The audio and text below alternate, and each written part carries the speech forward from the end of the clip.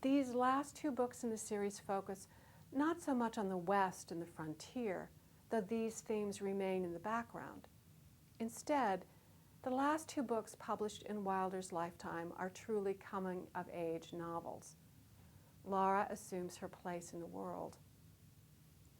One last point about the opening chapters of Little Town on the Prairie. In the book's first chapter, a passage leaps off the page for readers who are familiar with Wilder's real-life experiences. After Pa asks Laura if she'd like to work in town, Ma says, "A job? For a girl? In town? Why, what kind of job?" Then quickly she said, "No, Charles, I won't have Laura working out in a hotel among all kinds of strangers." "Who said such a thing?" Pa demanded. "No girl of ours'll do that, not while I'm alive and kicking." And yet, of course, the real Charles and Caroline Ingalls had put their daughters to work in the Masters Hotel in Burr Oak, Iowa, when Laura was 9 years old, going on 10. Is this a comment on her parents' decision not only to run a hotel, but to put their girls to work in it? The real Laura Ingalls, after all, had been sent out to work in the homes of strangers repeatedly before the family settled in Dakota Territory.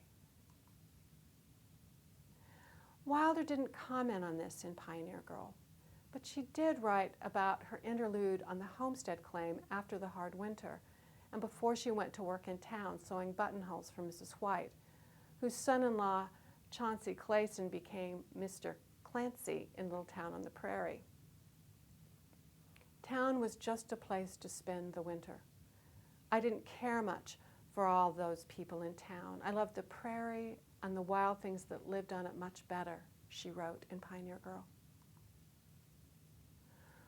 Once the hard-working fictional Laura Ingalls begins her life as a hard-working young adult in DeSmet, her experiences there separate her from her family and give Laura more maturity and worldliness. She even keeps secrets from Pa, starting on that very first day in town. In the Clancy's shop, Laura is exposed to what we would now call a dysfunctional family. Mr. and Mrs. Clancy and Mrs. White, all quarreling at the top of their voices, sat down and ate heartily. Laura could not even understand what they were quarreling about. She could not tell whether Mr. Clancy was quarreling with his wife or her mother, nor whether they were quarreling with him or with each other. They seemed so angry that she was afraid they would strike each other. And yet, when Pa comes to fetch her home, Laura tells him nothing about this. "How did you like your first day of working for pay, Half Pint?" Pa asked her. "You make out all right?" "I think so," she answered. "Mrs. White spoke well of my buttonholes." Pa remains Laura's mentor through this book, but his influence is gradually and slowly diminishing. Laura is becoming her own person, relying more and more on herself and her own instincts to see her through. She begins to make her own friends and has a social life outside the family, with Mary Power, Minnie Johnson, Ida Brown, and of course the return of Nellie Olson, whom we'll discuss in the next lecture. And with these new friends comes a growing awareness of the opposite sex, although in Laura's case one wonders if she's primarily interested in Almanzo Wilder or his handsome team of Brown Morgans. Sunlight ran glistening on the curve of their arched necks, straight along their smooth sides, and curving on their round haunches, and behind them ran a shiny new buggy. Its dashboard glittered, its spotless black top curved over the seat on gleaming black spokes. Its wheels were red. Laura had never seen such a buggy. "Why didn't you bow, Laura?" Ida asked when it had sped by. "Didn't you see him raise his hat to us?" said Mary Power. Laura had seen only the beautiful horses, till the buggy flashed before her eyes. Laura thinks the horses look like poetry, and at the end of the scene, she's only slightly interested in the attentions of a grown-up man with his own homestead. Now that she had seen the buggy, More than ever, Laura wanted a ride with Almanzo. How could she prevent such thoughts when those horses were so beautiful and the buggy so swift? Not surprisingly, Laura becomes interested in fads and fashions. In the beginning of the novel, she's drawn into this world reluctantly.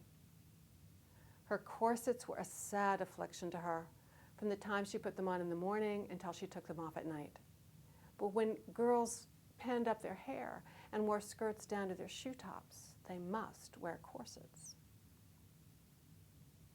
But soon, Laura's cutting bangs, a lunatic fringe, as they're called in DeSmit, and thinking seriously about her wardrobe and its deficiencies. Laura sponged and pressed her blue cashmere and freshened its lace frill.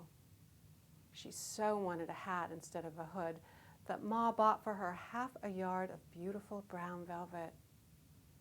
Laura spends a Saturday with Mary Power, making and trimming their new hats. This may appear to be a frivolous preoccupation to some readers, all this fashion, the desire for things other girls have. But Wilder is tapping into universal adolescent yearnings. Remember those universal themes of a young adult novel? Finding sexual identity, accepting a changing body, achieving emotional independence from parents and or adults, choosing an occupation, developing a sense of morality, becoming part of a larger community.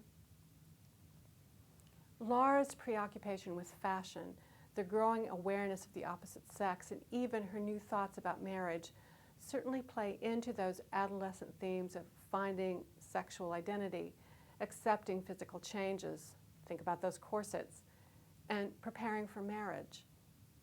Toward the end of Little Town on the Prairie, even the prospect of marriage doesn't seem as frightening to Laura as it did when she and Lena discussed the homesteader's daughter who had married at 13. Laura asks Ma, toward the end of the novel, how many terms of school she had taught before marrying Pa. 2, said Ma. What happened then? Laura asked. I met your Pa, Ma answered. Oh, Laura said. Hopefully, she thought that she might meet somebody. Maybe, after all, she would not have to be a school teacher always. In fact, Wilder touches on all of these YA literary themes in Little Town on the Prairie. The book is, in many ways, an archetypal young adult novel in its depiction of adolescence and coming of age. Yet, Wilder never loses sight of her larger overriding theme, that moral struggle Laura faces to understand goodness. Even her preoccupation with fads and fashion feeds back into her greater quest to understand what it means to be good.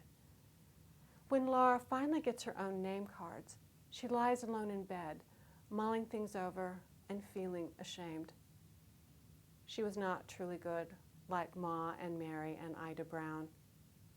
At that very minute, she was so happy to think of having name cards, not only because they were beautiful, but partly to be meanly even with Nellie Olson, and partly to have things as nice as Mary Power and Minnie had.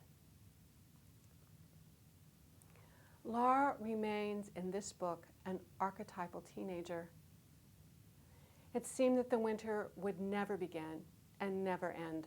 Nothing would ever happen but going to school and going home, lessons at school and lessons at home.